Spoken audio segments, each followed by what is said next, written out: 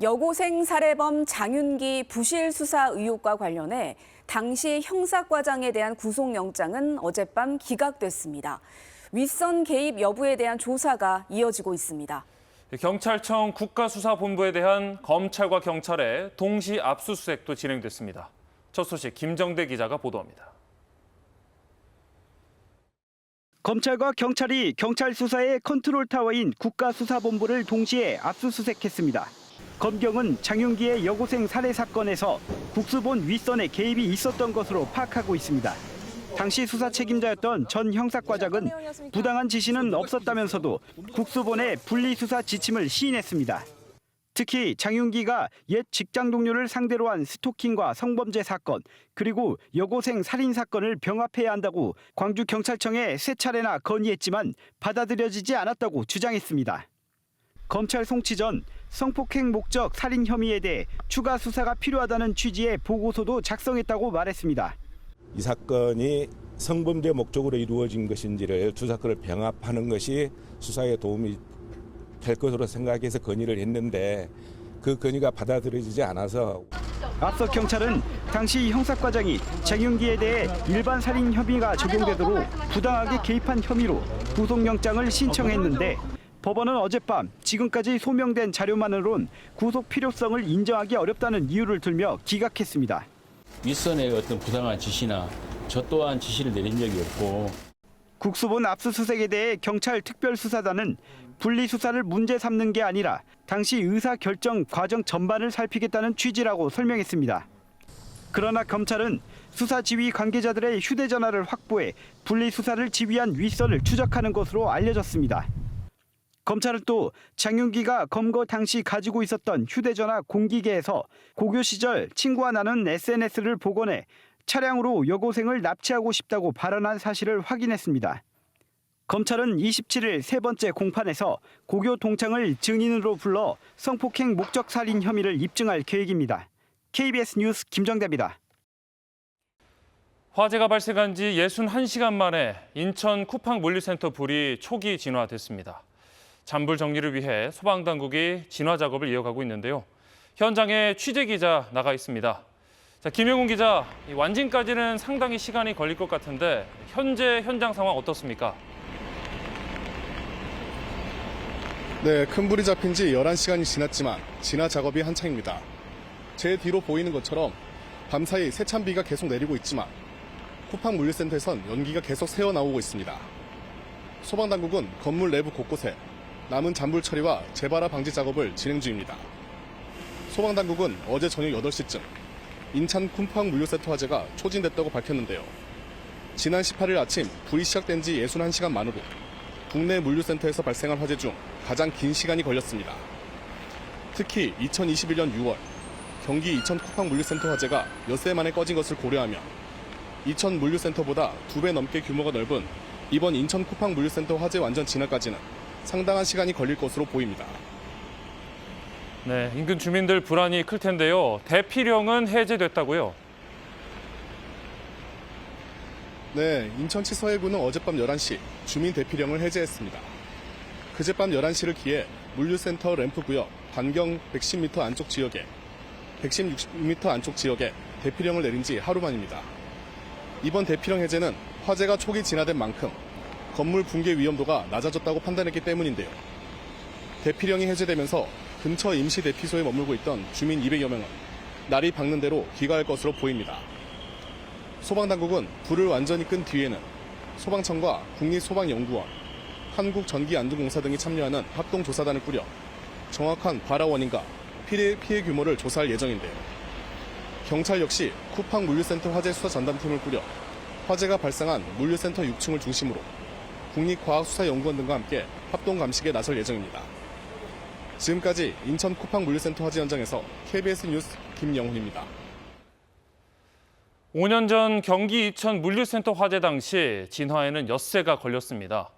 진화를 어렵게 만드는 대형 물류창고의 특성은 이번에도 마찬가지인데요.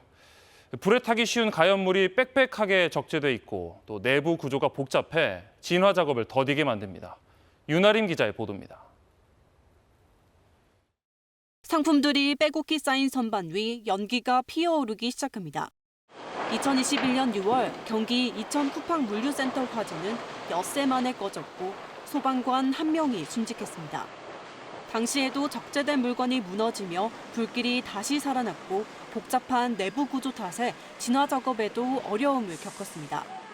시야가 확보되지 않은 상태에서 그런 조그만 적치물만 있어도 진입하고 들어가는데 상당히 난항을 겪기 때문에 인천 쿠팡 물류센터 6층도 상황은 비슷합니다. 불이 난 6층 공간은 한 층에 3단 선반 구조가 있는 대형 창고입니다. 여기에 불에 타기 쉬운 다량의 생활용품이 빼곡하게 적재돼 있는데 그 사이 통로도 비좁습니다. 카트 하나가 그냥 왔다 갔다 할 정도? 처음에 갔을 때는 미로 같은 느낌이었거든요. 복잡한 내부의 고온의 연기로 시야 확보가 어렵고 선반까지 무너지면서 통로폭은 1.3m 정도가 돼 화재 진압에 걸림돌로 작용했습니다. 다량의 가연물이 대량 적재되어 있어 극심한 열 축적과 복잡한 내부 구조로 소방대원 진입 및 배원의 어려움이 전문가들은 물류창고 특성을 고려해 소방관이 신속하게 진입할 수 있는 접근 경로를 건축 설계 단계부터 반영하고 배연구 등을 추가로 설치하는 대안이 필요하다고 지적합니다. KBS 뉴스 윤아림입니다. 무적함대 스페인이 연장 혈투 끝에 아르헨티나를 꺾고 16년 만에 월드컵 정상에 올랐습니다. 아르헨티나는 메시가 꽁꽁 묶인 데다 후반 막판 한 명이 퇴장당하면서 2연패에는 실패했습니다. 김화영 기자입니다. 유럽 챔피언 스페인과 남미 챔피언 아르헨티나의 격돌. 세계 축구의 정점을 가리는 단 하나의 왕좌를 두고 전반전부터 양 팀의 팽팽한 힘겨루기가 이어졌습니다. 주도권을 잡은 건 스페인이었는데 강한 압박과 높은 점유율로 경기를 지배했습니다. 공격에선 19살 신성 야말이 오른쪽 측면을 뒤흔들며 위협적인 기회를 만들었고 로드리가 이끄는 탄탄한 중원 수비는 메시의 발을 꽁꽁 묶었습니다. 스페인은 후반전 들어서도 아르헨티나에게 단 한 차례의 슈팅도 허용하지 않고 공세를 높여 수차례 골문을 위협했지만 마르티네스 골키퍼의 선방에 번번이 막히며 아쉬움을 삼켰습니다. 연장전으로 향하기 직전 엔소 페르난데스의 경고 누적 퇴장으로 변수가 생긴 가운데 팽팽했던 영의 균형은 연장 후반에 깨졌습니다. 니코 윌리엄스가 뒤로 떨어뜨려준 헤더를 그대로 페란 토레스가 강한 왼발 슈팅으로 마무리했습니다. 스페인의 20번째 슈팅만에 터진 값진 선제골입니다. 이후 메시와 아르헨티나가 막판 총공세를 펼쳤지만 시간이 역부족이었습니다. 수적 우위 속 토레스의 결승골을 끝까지 지켜낸 스페인은 결국 1대0 승리로 16년 만에 월드컵 정상에 올랐습니다. 반면 월드컵 2연패를 꿈꾸던 메시의 라스트 댄스는 준우승에서 머물게 됐습니다. KBS 뉴스 김화영입니다.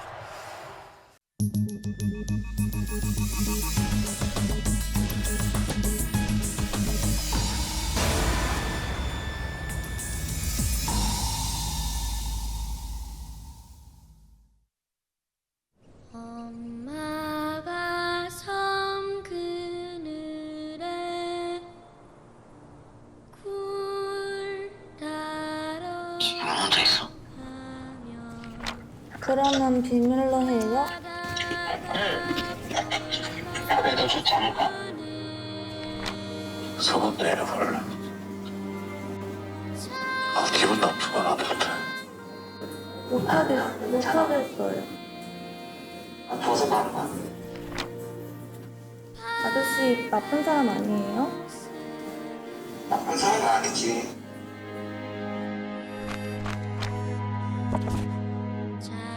잠이 듭니다.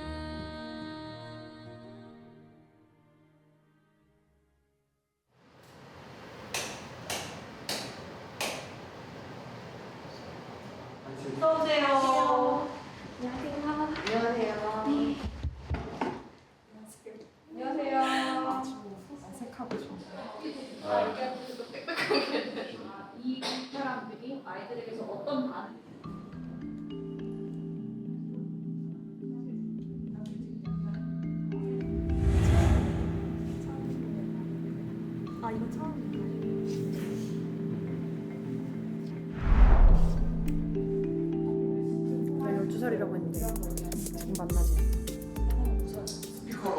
근데 전화를 라인 아이디 달라 해서 다이 드렸거든요.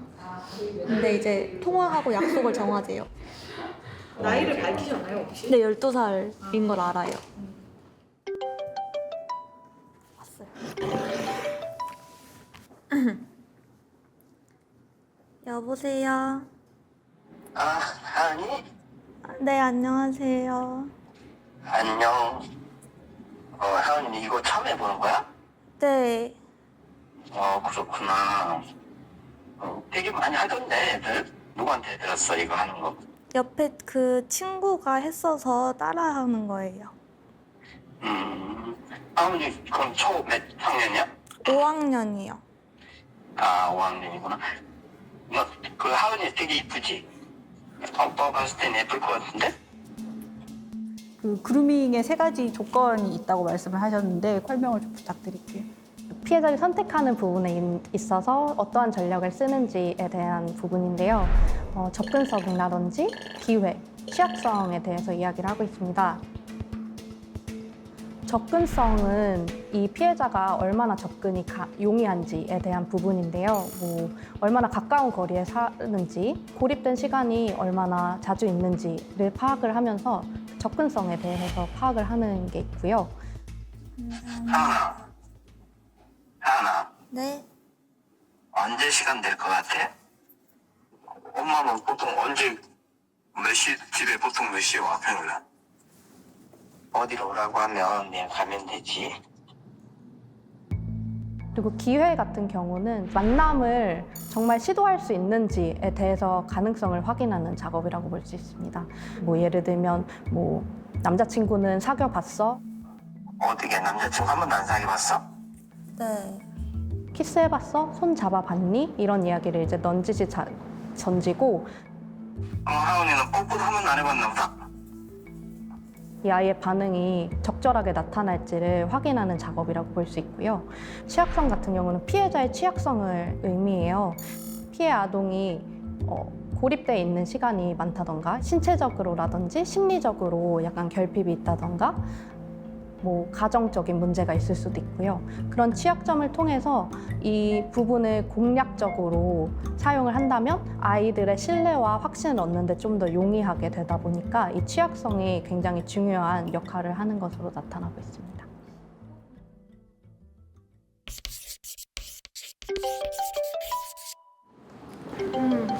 이 정도면 돼요. 여보세요? 하은이는 언제쯤 시간이 나? 보통 학원이 몇 시에 끝나는데? 한 4시 정도요. 아, 4시? 네. 용인 어딘데? 용인 처인구요. 미리 연락해주면 처인구 어디로 오라고 하면 내가 가면 되지. 아, 근데 아저씨는 어디 사세요? 난 인천. 아마 1시간 걸릴걸? 아, 숙제도 다 했어? 숙제는 아까 다 했어요. 그래. 잘했어. 그러면, 저기 있잖아. 저거는 이제 지워. 뭘요? 채팅하는 거. 그것보다 이제 아저씨하고만 하면 되지. 딴 사람 할 거야? 오빠랑만 하면 되지? 근데 아저씨 나이가 몇 살이에요? 31살. 아, 이게 전화가 왔어요.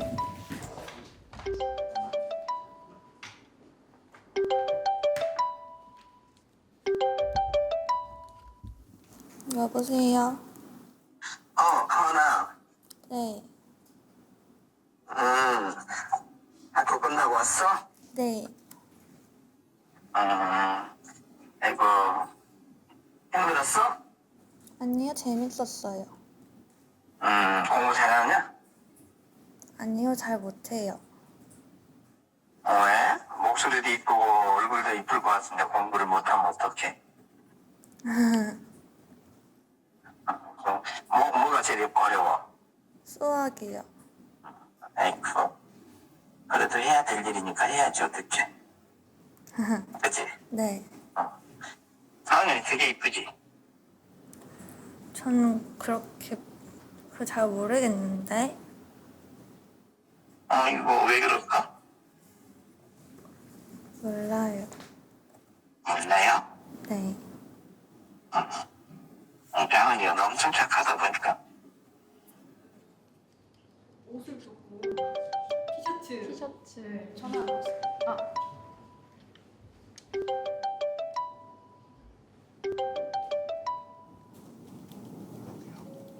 여보세요.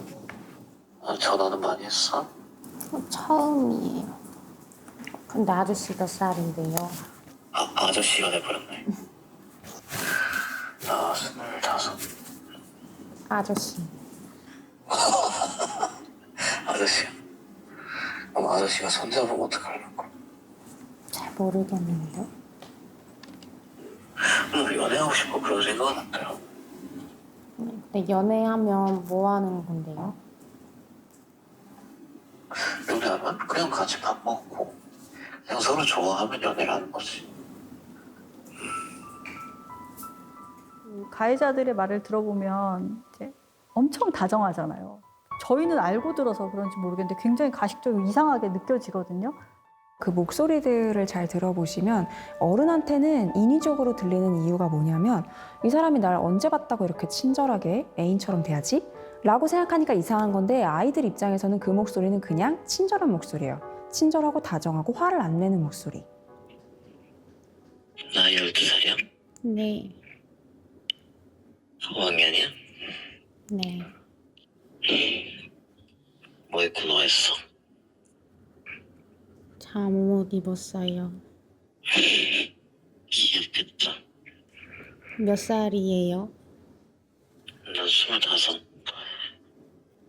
누워있다고? 네. 완전 귀엽다. 안고 싶다 너.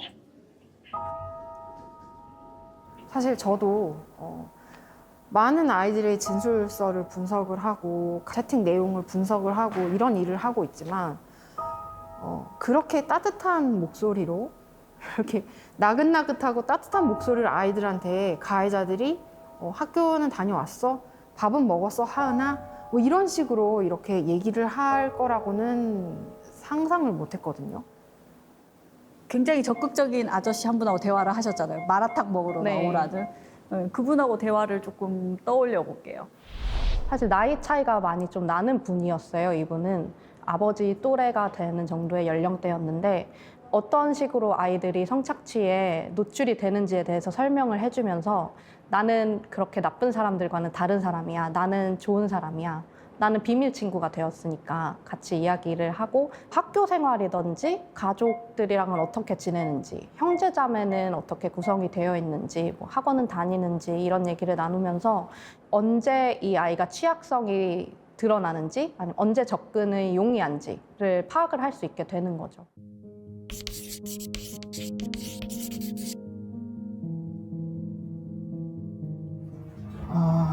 사건은 이제 작년에 있었고요. 네, 그리고 아이가 이제 중학생 이제 좀 한참 사춘기였는데, 이제 휴대폰을 이제 많이 이제 보는데 전하고 다르게 이제 좀 이제 방에서 많이 보고. 사춘기면 아이 나이가 어느 정도? 15세. 예. 예. 작년에는 14세. 예. 아이가 먼저 얘기한 게 아니고 부모님이 발견하신 건데 어떤 내용을 보시게 된 건지 좀 설명 부탁드릴게요. 그냥 대화 자체가 그 노예놀이라고 해야 될까요? 가해자가 7명 정도 된다고 하셨는데 아니요, 한 10명이 넘어요. 네, 10명이 그 트위터를 거의 이용을 했고요. 이제 트위터를 통해서 이제 또 라인으로 넘어가기도 하고 카톡으로 넘어가기도 하고 대화가 다 똑같아요. 네.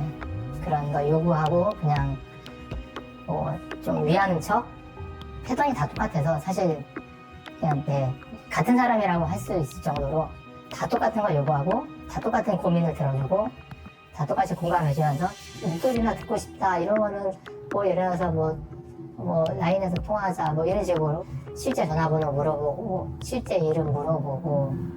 아이는 뭐라고 하던가요? 그 자기가 대화를 이어나간 이유라든가. 좀 마음이 아픈데 이게 되게 단순해요. 그냥 아이의 그냥 고민을 들어주는 것 자체가 아이한테 호감을 받은 거예요.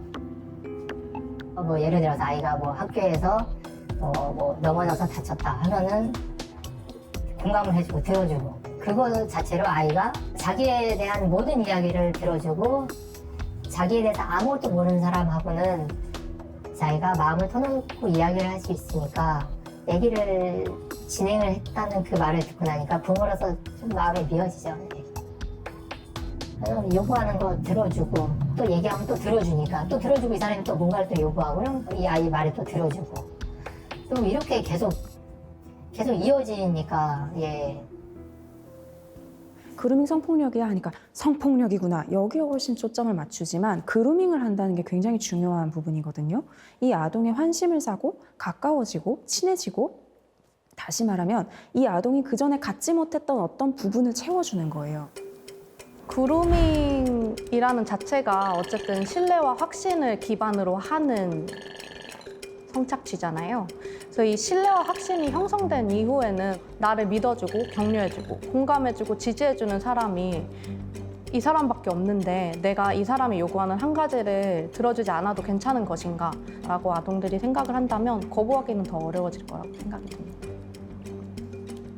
저희 아이가 한밤중에 진술조서에서 좀 기억에 남는 게 있는데 너무 사진을 많이 요구하니까 이제 안 들어줬나 봐요. 그러니까 그 상대방이 아예 나 방에서 나가야겠다 이 한마디에 아니요 잠깐만요 이렇게 그 경찰서에 가서 진술한 내용 그리고 이제 포렌식 하는 거 좀 뭐 보고하면은 사실 뭐 별다른 대화는 없어요. 그런데 그런 것 자체가 아이한테 상당히 협박이 될 수도 있고 위협이 되기도 하고 그리고 이제 그러니까 어린 아이겠죠. 안 하면 이 사람이 나에 대한 애정을 철회하거나 실망하거나 할 수 있다는 게 티가 나면 아동들은 거절하지 못해요. 사진을 보낸다는 행위에 사람들이 집중을 해서 그런 건데요. 아동들은 이 사람의 애정이 제일 중요한 거예요. 이 사람이 요구를 하고 이거 안 해줘? 그럼 이제부터 애정은 끝났어. 이 관계는 끝이야. 라고 하면 이걸 잃어버릴 것 같아. 라고 하게 되는 거죠. 어른들이 보기에는 뭐 이거 가지고 아이가 뭐 이렇게 쉽게 넘어오나 뭐 어떻게 이런 거 말했다고 해서 넘어오는 게 결국에는 어른은 이런 말을 할 수도 있을 것 같은데라고 할 정도의 아무것도 아닌 말로써 아이를 엄청 압박을 한 거예요. 예를 들어서 뭐 이따가 뭐 3시에 우리 뭐 하기로 했다고 하면은 아이는 그 3시에 엄청 고민을 하는 거예요. 그러니까 작은 약속도 지켜야 된다 그런 강박이 있어서 근데 어른은 오히려 그걸로 아이를 참 전혀 아이 탓은 없어요. 예. 자 보면은 그 전에 같은 경우는 아이도 약간 뭐 비밀을 제공했을 수도 있을 수도 있겠다라고 그냥 막연하게 생각을 했는데 제가 겪어보니까 그게 전혀 아닌 거예요. 내가 어떤 얘기를 했을 때 상대방이 어떤 식으로 반응을 할지에 대해서 내가 예상이 가능하면 이제 그거에 따라서 행동을 하는 거잖아요. 형식적 조작기라고 하는데 이게 보통 한 11세 정도부터 이제 발달을 하기 시작해서 10대 후반에서 20대 초반까지 이게 발달을 한다라고 해요. 그래서 여기 계신 분들은 다 그 형식적 조작기를 거치신 분들이거든요. 그 정도 나이대 아이들은 초등학교 뭐 4학년, 5학년, 중학생도 포함이 되고요. 고등학생도 포함이 되고. 형식적 조작기가 아직 발달을 하지 않았기 때문에 학교 이름을 얘기를 했을 때 혹은 내가 사는 곳을 노출을 했을 때 이 사람이 요구하는 대로 내 얼굴 사진을 보냈을 때 이게 어떤 식으로 쓰일지에 대해서 아이들이 그거를 생각을 못 하는 거예요. 내 아이는 되게 잘 지내는 것 같은데 얘가 도대체 어디에서 정서적인 결핍감이 있어서 이런 거에 빠졌을까? 이런 생각이 들 것 같거든요. 보호자들이 많이 간과하시는 게 어른의 시간 체계, 어른의 감정적 깊이와 아동이 느끼는 건 다르거든요. 그러니까 예를 들면 엄마랑 내가 사이가 좋아요. 그런데 내가 방금 혼났어요. 그러면 세상이 무너질 것 같고 끝난 것 같고 세상에 날 사랑하는 사람 아무도 없는 것 같단 말이죠. 라고 하는 바로 그 순간에 나에게 다정하게 말도 걸고 기프티콘도 보내주고 이렇게 막 그래 엄마가 다 잘못했네 라고 하고 절대 나에게 화를 내지 않는 이 사람은 그 순간에는 정말 나의 전부가 되는 거예요. 요즘 특히 예전보다도 더 되게 외로운 아이들이 많아요. 그러니까 혼자 있는 시간도 많고 그래서 이제 혼자 채팅하고 뭐 이렇게 직접적으로 누군가하고 대화를 하는 가운데 정서적인 허기, 외로움 이런 거를 채우는 계기가 되는 것 같아요. 이 사람들 같은 경우는 너무나 이 아이가 약한 곳을 잘 알잖아요. 외롭다는 것도 알고 그리고 지금 얘가 뭘 원하고 있다는 것도 너무나 잘 알기 때문에 그런 거에 빠져들어가는 유인, 인입의 장벽이 너무나 낮아서 아이들이 얘들이 왜 그럴까 이런 질문보다는 이쪽의 질문들이 더 유효하지 않을까 이런 생각들을 하기도 하고요.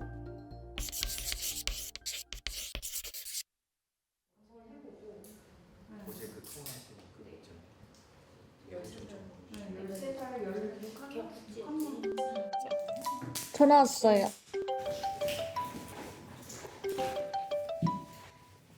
받을게요. 여보세요. 그 요즘 초딩들 있잖아. 네. 초딩들도 성인들하고 만난대더라. 만나는 애들이 꽤 있던데. 그러니까. 제 주변은 없는데. 그게 비밀로 만나는 거지. 그걸 뭐 친구들한테 자랑하냐? 할머니랑 아저씨랑 이렇게 통화하고 또 보고 싶을 때 보고 그러면 되는 거지. 그러면 비밀로 해요? 그래도 좋지 않을까? 떡볶이 먹고 건너가고 카페 가고 그리고 오빠랑 아저씨랑 차에서 데이트 어때? 좋아요. 좋아? 네. 그러면 몇 시까? 오늘 몇 시까지 놀고 싶어? 아저씨 만나면? 잘 모르겠어요. 해보고 싶은 거 뭐 있을까? 아저씨는요? 나는 뭐 할머니가 할 수 있는 거는 다 해주지. 저는 진짜 매번 놀라는데 제가 오늘 조사가 있어가지고 갔다 왔거든요. 좀 저렇게 아이들이랑 끊이지 않고 대화를 잘 하는지 실제 조사 장면에서 경찰관들이 아이랑 라포 형성을 하는 거 되게 어려워하거든요. 제일 어려운 게 네네. 아이가 네 이상 대답 안 하고. 네, 근데 지금 이 하은이는 다 단답형으로 얘기하고 아저씨한테 궁금한 것도 사실 그렇게 많지도 않았는데 대화를 막 끊임없이 하잖아요. 그래서 와, 이 사람은 정말 뭐가 이렇게 아이들을 어떻게든 이렇게 꼬셔내가지고 이런 경험이 많구나라는 게 너무 이렇게 하게 느껴지는. 저번에 얘기했잖아. 하은이한테 이제 엄마 아빠는 뽀뽀했다고 했잖아. 네. 이제 아저씨랑도 뽀뽀는 할 수 있는 거잖아. 아저씨랑요? 친해지면. 친해지면 나중에 이제 키스 가르쳐줄게. 키스가 뭐예요? 보통 가족끼리는 뽀뽀하잖아. 네. 근데 키스는 이제 입술 부딪히고 서로 혀로 이렇게 키스하는 거야. 남자친구랑 하는 거 아니에요? 물론 아저씨는 남자친구는 아닌데 네. 하은이가 그런 걸 전혀 경험이 없잖아. 네. 그러니까 아저씨가 가르치고 네가 배울 수 있는 거잖아. 중고등학교 다니면서 네. 첫 경험도 하게 되고 남자친구도 사귀게 되고 또는 자기가 좋아하지 않는데 남자애들이 억지로 해버릴 수도 있고 그리고 좀 하은이라고 이렇게 생각을 해가지고 왜 야은이는 아저씨가 성인 됐다고 네. 옆에서 잘 서로 이렇게 알려줄 수 있는 건 알려주고 그렇게 네. 자연스럽게까지 안 할 건 절대 안 하니까 걱정하지 마라. 다 유도 질문이잖아요. 하은이도 그런 거 좋아할 거잖아, 궁금할 거잖아, 뭐 이런 식으로 할 거잖아. 다 대답이 약간 네 아니면 아니오로 나오게. 근데 보통 이제 끌어가는 대화 자체가 너도 원래 그런 걸 원하고 있지? 너도 그런 걸 할 거니까 네라고 대답해라는 분위기로 계속 끌어가는 게 유도 질문의 진짜 끝판왕입니다. 제가 이분이랑 총 3일을 연락을 했어요. 근데 기간으로 치면은 3일 그 이상이었기 때문에 비밀로 하자. 뭐 이거 친구들한테 말할 거야? 이렇게 물어보는 걸로 좀 아이를 계속 고립시키려는 느낌? 그런 느낌을 좀 받았던 것 같아요. 우리 이 과정이 전반적으로 이루어지면 이제 성적 단계로 넘어가서 이제 조금 더 사랑하는 사이이고 연인 관계이고 우리는 정말 비밀 친구이고 하다 보니까 요구하는 게 이제 점점 더 적극적으로 이루어지는 거죠. 무언가를 줘버리는 순간 이 사진이나 영상이든 이 자료들은 결국에 협박의 용도로도 또 이용을 할 수 있잖아요. 그럼 결국 이 학생이 고립이 더 심각하게 되고 이 사람과의 관계가 좀 더 단단하게 되면서 더 고립되게 되는 그런 과정이 있습니다.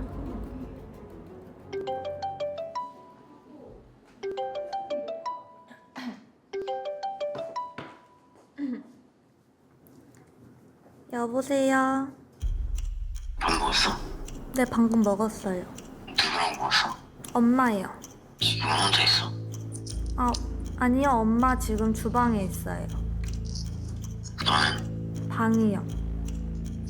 통화 많이 봤어? 처음 해봐요. 처음이야? 네. 너 어디 살아? 저 마곡이요. 12살이면 몇 학년이야? 5학년이요.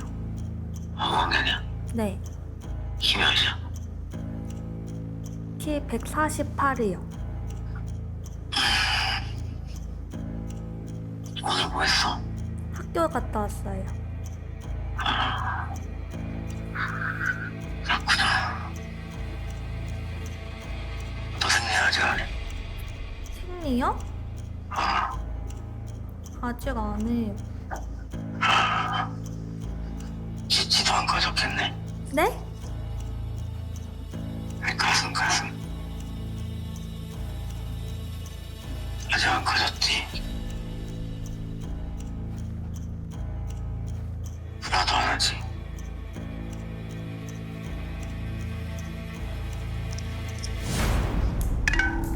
진짜 고생했어요. 숨나다.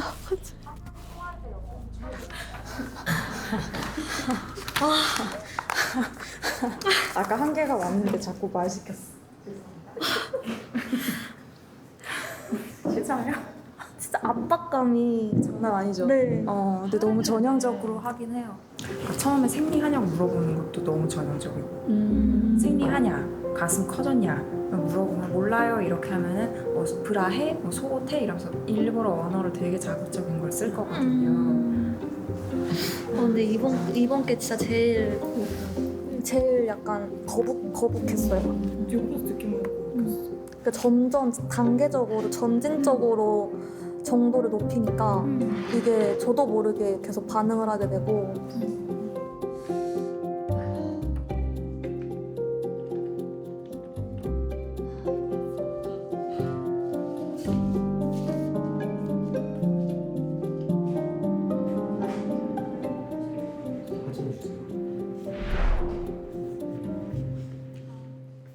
어제 대화 나눴던 사람하고 이어가는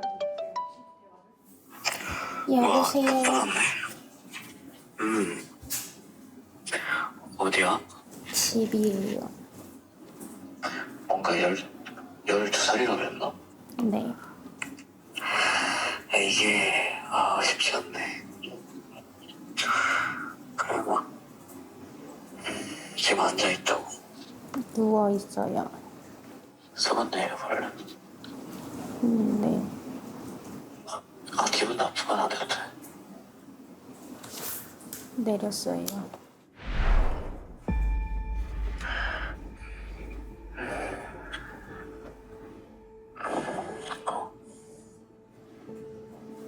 안 할래요. 안 하고 싶어. 너무 이상해요. 괜찮아. 더 이상해져봐. 점점 더 이상해지게 해봐. 안 할래요. 너무 이상해요. 무서워. 싫어요. 기분 나빠? 무서워요. 진짜 아닌 것 같으면 얘기. 내가 말 들을게. 안 할래요. 너무 이상해요.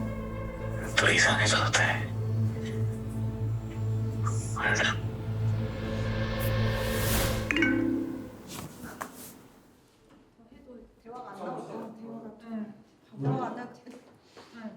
제가 이 대화를 듣기에는 그게 아이의 의사가 전혀 상관없는 것 같거든요. 밀어붙이는 것 같거든요. 어떻게 보세요?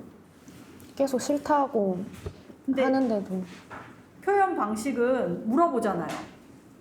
싫으면 안 할게. 뭐 이렇게 물어보잖아요. 사실 그런 게 다 아이를 안심시키기 위한 장치. 본인이 얘기하는 대로 했는데 걸렸다. 아이가 나중에 싫다고 하거나 하면 너가 내가 선택권 줬잖아. 근데 너가 한다고 했다며. 했잖아. 너도 같이 했잖아. 동의했잖아. 그런 식으로 협박하고. 지금 저희가 한 말은 사실 몰라요, 이상해요, 무서워요, 마지막에 싫어요. 이 여기서 어디에서 동의의 의미가 나오나요? 이거는 이제 우리가 보기에는 이거는 동의한 게 아닌데 이제 이거는 뭔가 이들이 싫으면 안 해도 된다고 했잖아. 근데 너가 했잖아. 이런 식으로 협박하기 위한 그런 용도가 더. 실제로 아이들이 그래서 사건 신고가 돼서 경찰에 와서 조사를 받을 때 보면 거기에 죄책감을 느끼거든요. 내가 여기에 참여했다라고 생각을 하고 그리고 본인이 처벌받을 거라고 생각하고. 그리고 지금 전화 끊고 계속 톡이 오는데 미안하다, 놀랐겠다, 처음인데 되게 미안하다, 자꾸 이렇게 자상하게 톡을 걸면서 사과를 또 하는. 근데 또 처음 그런 건데 또 생각나면 얘기하는.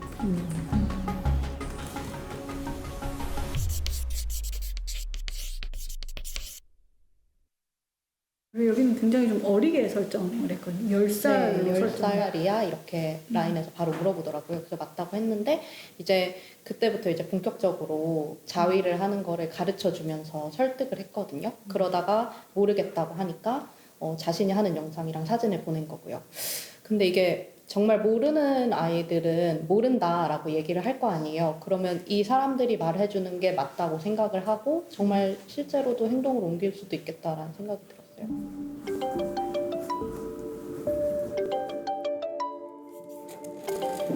할게요. 여보세요? 여보세요? 언제 되나요? 네. 야구 좋아해? 날? 상의해봤어? 그게 뭐예요? 너 자유시켜보려고. 기분 좋은 거 있어. 해볼래? 이상한 거 아니고요? 응. 한번 벗어봐. 못하겠어요. 벗어봐 한번. 그러니까 하기 싫어? 싫은 건 아니야. 싫어요. 하기 싫어? 네. 잘 못하고 있나 본데. 한번 보여주면 안 돼? 안 돼요. 한 번만 보여줘봐. 싫어요. 한 번만. 모르는 사람이잖아요. 어때? 아저씨 나쁜 사람 아니에요? 나쁜 사람은 아니지. 이렇게 생각을 해볼 수 있을 것 같아요. 굉장히 10년 이상의 기간 동안 교육 과정이 있는데 아이들은 그 교육 과정 안에 포함되어 있는 사람들이잖아요. 그러니까 내가 너한테 성교육을 해줄게 라고 얘기를 하는 사람은 은연중에 이제 이 관계가 형성이 되는 거죠. 이렇게 내가 알려주는 사람, 너는 나한테 가르침을 받는 사람. 뭐랄까 나이에 맞지 않는 수준의 성적 대화를 하는 것도 사실은 넓은 범위의 성학대에 속하거든요. 왜냐하면 뭔지 모르겠는데 계속 성적인 자극을 주는 거예요. 뭔가 경계를 계속 침범을 해요. 실제로 궁금한 것도 있겠지만 계속 뭔가 침범당하면 궁금한 건가? 내가 사실 이거를 알고 싶은 건가? 해보고 싶은 건가? 이렇게 생각을 하면서 점점 더 그쪽으로 대화가 끌려 들어가게 되는 경우들이 있고. 제가 반박을 해볼게요. 애가 17, 18이었는데 제가 몰라서 나한테 당했다는 게 말이 돼? 10살하고 17살은 완전히 다르잖아요. 10살하고 17살은 다르지만 17살은 성인은 아니에요. 멀리서 그냥 지나가는 고등학생, 중학생을 본다라고 하면 쟤네는 그냥 성인이지 이렇게 생각하기 쉽지만 생각보다 그렇지 않습니다. 아이는 아이예요. 그런데 발달이 조금 모든 부분에서 고르게 다 같이 발달하는 게 아니라 들쭉날쭉하게 발달을 해서 그렇지 아이는 아니고 대체로는 발달의 수준이 고르지가 않습니다. 그래서 이게 이 대화는 알아들으면 얘가 뭔가 나랑 철학적인 대화가 되는 것 같아. 성적인 것도 잘 알겠지? 아닙니다. 학원 보내고 공부시키고 하는 거는 인지 발달을 시키는 거란 말이에요. 그거는 상황이 완전히 다르죠. 그러니까 그냥 공부를 잘하는 거랑 이게 내가 저 사람의 숨은 의도를 읽어내서 사기를 당하지 않고 걸려들지 않고 이거랑은 완전히 달라요. 저는 교육은 점점 거꾸로 가고 있습니다. 학교에서는 그야말로 정해져 있는 폭력으로부터 조심해라. 안 돼요, 싫어요, 해라. 뭐 이런 것만 시급하니까 반복적으로 하지. 사춘기 아이들 아까 얘기했잖아요. 제가 발달 단계별로 궁금한 것들을 얘기를 해줘야 되는데 섹스가 뭔지도 알려줘야 되고 중학교 2학년 PM이 뭔지도 알려줘야 되고 성병 에이즈뿐만 아니라 자기의 성정체성 이런 것들도 얘기를 해야 되는데 그런 얘기를 하면 너무 노골적이다. 뭐 이래가지고 또 학교 현장에 민원이니 뭐 이런 것 때문에 못하고 있는 그런 상황에서 아이들은 결국은 또 인터넷으로 접속할 수밖에 없는 상황이라서 정말 한탄스럽습니다, 저는.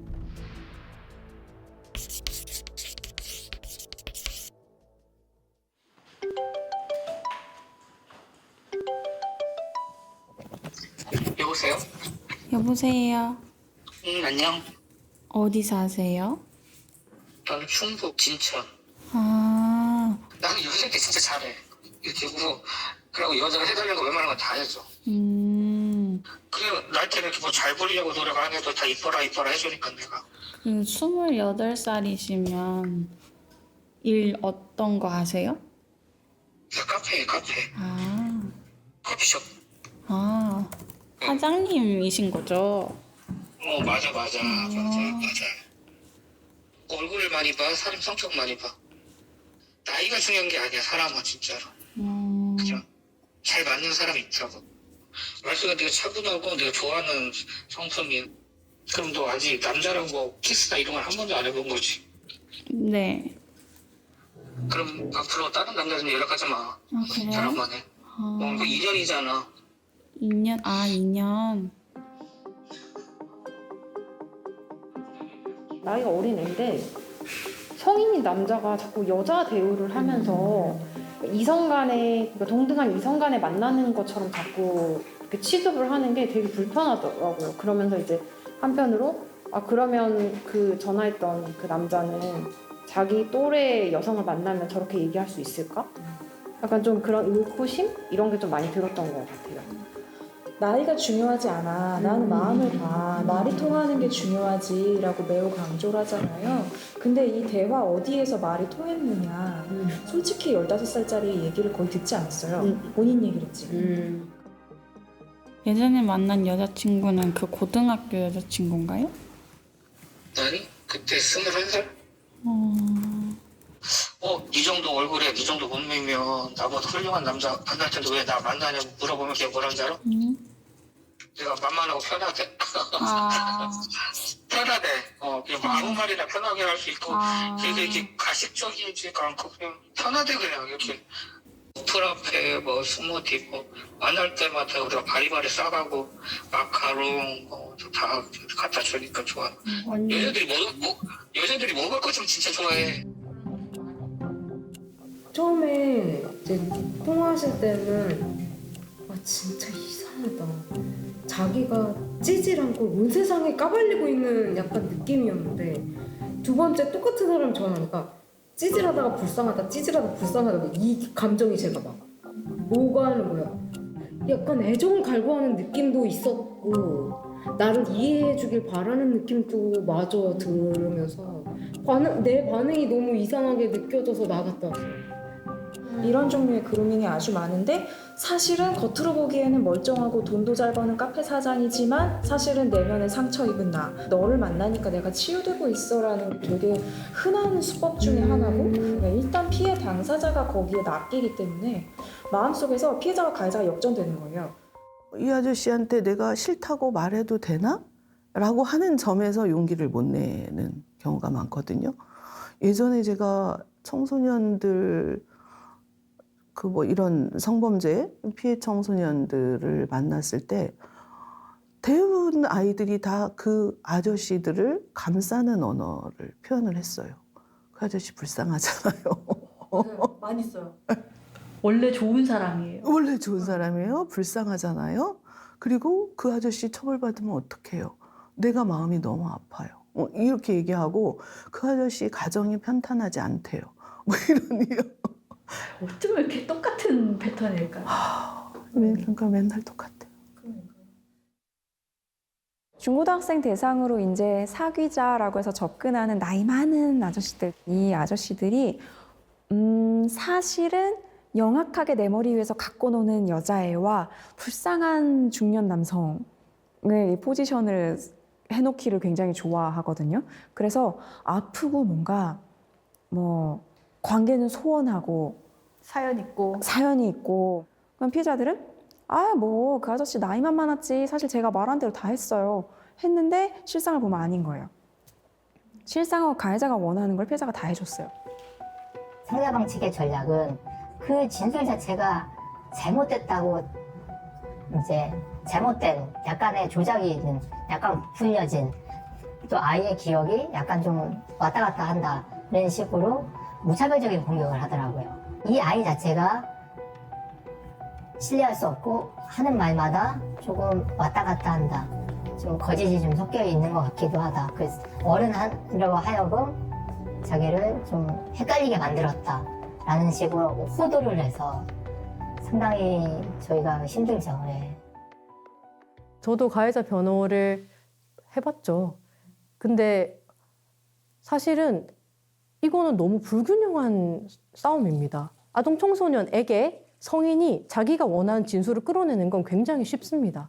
그거는 사실 아동 청소년에 대한 조금이라도 전문성 있는 사람이라면 누구나 알 수 있을 것이고 특히 어떤 법정이라는 낯선 공간에서 가해자 변호사라는 어떤 양복을 입거나 이런 사람이 본인이 유도신문까지 하면서 아동 청소년 신문할 수 있다고 했을 때 그 아동 청소년이 진실과 반하게 그 신문에 따라서 답변을 하게 만드는 것은 너무 쉬운 일이죠.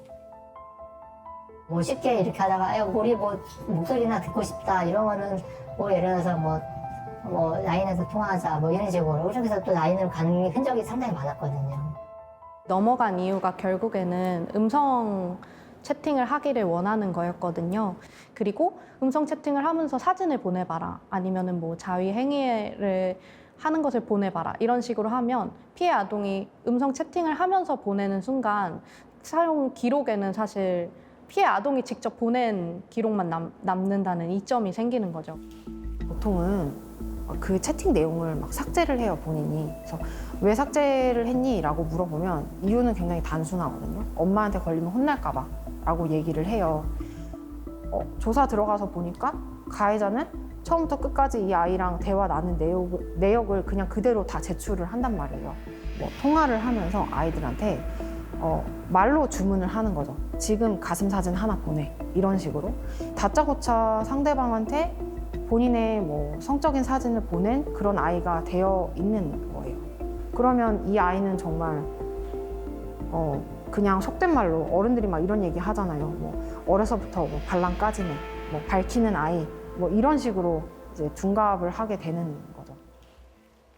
아쉬운 부분이 뭐냐면 그러니까 아이가 협조할 수 있는 부분을 끌어내도록 담당 수사관님이 그 아이의 눈높이에 맞춰서 좀 진술을 진행을 했더라면 조금 더 아이를 좀 마음을 편하게 해주고 아이가 원하는 단어, 아이는 사실 쓸 수 있는 단어들이 그렇게 많지는 않은데 그 단어들이 갖고 있는 의미를 수사관님이 좀 더 잘 이해를 했더라면 자신이 지금 처해 있는 단계가 무엇이고 수사랑 재판을 해서 자기에게 얻을 수 있는 게 무엇인지를 아동 청소년의 관점에서 충분히 설득이 돼야지만 사건이 잘 진행될 수 있거든요. 근데 지금 법원이나 수사기관에서 제공하는 설명서들은 아동 청소년이 알아들을 수 없는 말이 너무 많아요. 이것을 내가 진술을 왜 하는 건지, 뭘 진술해야 되는 건지, 이걸 통해서 가해자들은 어떻게 되는 건지 이런 것에 대한 아무 이해가 없이 진술을 하게 되기 때문에 진술을 거부하거나 아니면 소극적으로 진술하는 경우가 굉장히 많이 생깁니다. 성폭력 피해 당했어 라고 생각을 하면 어른들은 제일 먼저 생각을 하시는 게 어디 만졌어? 이런 식으로 얘기를 하시거나 아니면 그 사람이 너 성기 만졌어? 뭐 삽입을 했어? 그러니까 어른들의 용어로 물어보시는 경우가 굉장히 많아요. 이제 그런 과정에서 이제 오염이 되는 거예요.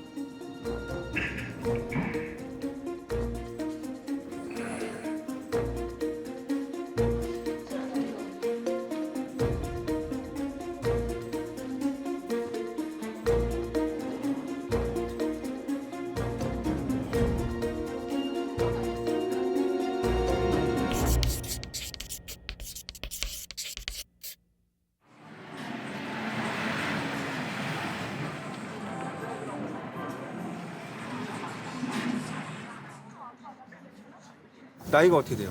15살, 15살이요. SNS나 뭐 틱톡이나 이런 거 많이 하죠? 네. 하루에 얼마나 해요? 그냥 한 5시간. 저는 한 7시간 그 정도. 주로 하는 SNS가 뭐예요? 인스타요. 인스타그램이랑 트위터. 아, 트위터예요? 네. 저도 트위터예요. 트위터에 막 좀 야한 게 많죠. 저는 그걸 걸러내요. 본 적 있어요? 네. 그게 어느 정도 노출이 돼 있어요? 여기요. 그 오장육부가 아니라 오장칠부라고 요즘에 얘기하는 것처럼 그거 모르세요? 우리는 이 신체에는 오장육부가 있는데 오장칠부다 이제는. 핸드폰은 하나의 나의 장기다. 네네, 나의 장기 똑같다. 그렇게 이야기를 하는데 뭐 그 일상 속에 일어나자마자 이거를 보는 거고 학교에서도 뭐 거의 요즘에는 또 디지털로 공부를 하고 뭐 매사 그렇게 되기 때문에 사실은 인터넷 알고리즘이 가장 큰 저는 문제라는 생각이 들어요. 최근에 봤던 친구의 진술이었는데 성적인 사진을 보내주지 않으면 학교에다 폭로해버릴 거야 이런 식으로 얘기를 했을 때 이 아이가 그럼 뿌리던지 말던지 맘대로 해 라고 대답을 했대요. 말이 안 통하니까 그러면 너가 그 접속하고 있는 그 온라인 SNS 채널에 팔로워들한테 내가 뿌려버릴 거야 라고 하니까 아이가 그때는 굉장히 위협적으로 느껴서 그때부터 이제 학대자가 요구를 하는 것들을 계속 수행을 했다라고 하더라고요. 온라인상에서의 관계도 굉장히 중요하고 훨씬 더 아이들한테는 의미 있는 관계일 수 있다라고 해석을 좀 해볼 수 있을 것 같아요. 오픈 채팅하는 애는 있어요. 오픈 채팅하는 애들은 있어. 그 사적인 거기를 사진으로 보여주든가 아니면 영상 통화를 하든가. 네, 갑자기 막 영상 통화를 걸어요. 나 너 목소리 듣고 싶다. 막 이러면서. 네. 진짜 막 쉬는 소리 내고. 성인이 좀 많아요. 그냥 한 10초 만에 바로 와요, 답이. 그런 거 봤을 때 어떤 생각 들어요? 기분이 이상했어요. 자녀의 스마트폰에서 뭔가 증거를 발견을 한 경우 워낙 많으니까 이런 경우에 너 이게 뭐야? 이 사람 뭐야? 어떻게 얘기하게? 어떻게 알게 됐어? 바른 대로 다 말해! 이렇게 하고 무슨 얘기했어? 뭐까지 했어? 너 좋았어? 이런 식으로 막 와 쏟아붓는단 말이에요. 보호자가 사실 패닉이 온 거예요. 상담센터에 오셔서도 얘가요 세상에 그런 걸 세상 발칙해서 어떻게 살아요?부터 시작해서 막 센터에서 울고 막 이렇게 감당이 안 되시는 보호자들이 꽤 많거든요. 엄마 아빠가 막 울고불고 해요. 아니면 화를 내요. 그럼 나 뭔가 잘못한 것 같아 하고 그때부터 조개처럼 입을 딱 다물고 그러면 보호자들은 더 막 쏟아붓고 이모티콘을 써놓으면은 남자들이 들어와서 자신의 몸 사진이나 성기 사진을 보내고 만날래라고 메시지를 보내요. 트위터가 나이 제한 있거든요. 18세로 맞춰놓으면 그냥 다 볼 수 있어요. 아니 우리 애가 막 그런 사진을 보냈다고? 저렇게 순진한 애가 아무것도 모르는 애가? 뭐 이런데 이제 그 대화한 내용들 막 이런 거 보면 부모님이 완전 뒤집어지죠. 저희 애도 문제가 있는 건 알고 있지만이라고 얘기를 해서 오히려 굉장히 선생님들이 당황한다고 말씀하시더라고요. 그 카톡 이런 거를 딱 접한 다음에 이 아이에 대한 비난이 훨씬 더 많이 가요. 그 상대방에 대한 비난보다도. 왜 줬니? 이 사람하고 왜 얘기했니? 너 너무 발랑 까졌다. 난 그렇게 안 가르쳤는데. 이 비난이 먼저 가기 때문에 이 아이를 피해자로 접하는 게 아니고 이 아이를 교정해야 될 아이로 데리고 와요. 일단 보호자가 아이의 편이라는 걸 아이가 알아야 돼요. 그래서 아이가 네가 어떤 얘기를 해도 지금 막 너를 혼내거나 하려고 하는 게 아니라 우리는 너를 사랑하고 그래서 너에게 어떤 일이 있었는지에 대해서 알고 싶은데 네가 솔직하게 말을 해줘야지 우리가 좀 더 잘 이해를 할 수 있을 것 같아. 필요하다면 우리가 너를 위해서 뭘 할 수 있는지를 알고 싶다. 이런 것들이 전달이 돼야 된다고 생각합니다.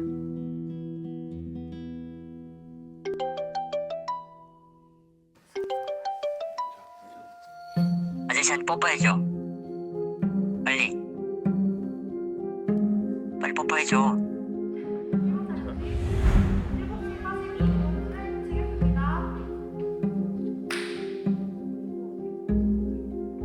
너는 13살이고 네.